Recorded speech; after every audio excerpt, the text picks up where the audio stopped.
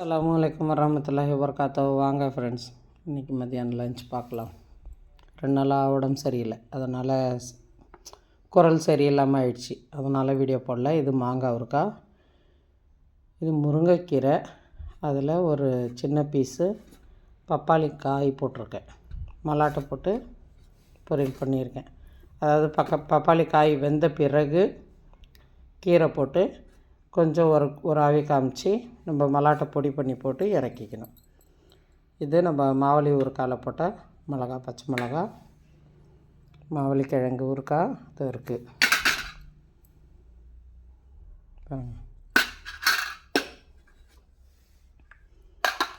இது சுண்டைக்காய், நம்ம வீட்டில் வச்ச சுண்டைக்காய் சாம்பார் கடைஞ்சிட்டேன். பருப்போட கூட ஒன்றா போட்டு கடைஞ்சிடுறது உடம்புக்கு நல்லது. சுண்டைக்காய் நம்ம கிள்ளி போட்ட சாம்பார் செய்கிற மாதிரி தாளித்து சாம்பார் பண்ணி வச்சு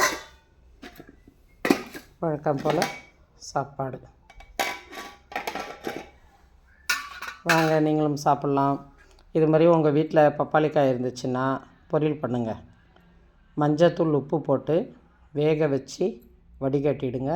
வடிகட்டிட்டு கொஞ்சம் எண்ணெய் கடுகு போட்டு உளுத்தம்பருப்பு போட்டு தாளித்து காயை போட்டு நமக்கு தேவையான கொஞ்சம் மிளகாத்தூள் போட்டுக்கோங்க. அப்படி இல்லைன்னா காஞ்ச மிளகா மல்லாட்டையில் போட்டு பொடி பண்ணி கூட சேர்த்துக்கோங்க. அதில் பூண்டும் போட்டுக்கோங்க, நல்லாயிருக்கும்.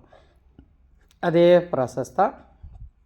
கொஞ்சம் இந்த முருங்கைக்கீரை கொஞ்சம் உருவி போட்டு இது ஒரு ஆவி காமிச்சு அப்படியே மல்லாட்டை பொடி போட்டு இறக்கிடுங்க. ரெண்டும் சேர்த்து எந்த காய் கூட இதோடு சேர்த்துக்கலாம், நல்லாயிருக்கும். காயே இல்லைன்னாலும் வாரத்தில் 2 நாள் 3 நாள் முருங்கைக்கீரையை சாப்பிடுங்க. மாங்காய் ஊறுகாய் கொஞ்சம், இது மாவலி ஊறுகாய் இன்றைக்கி மதியானம் லஞ்சுக்கு.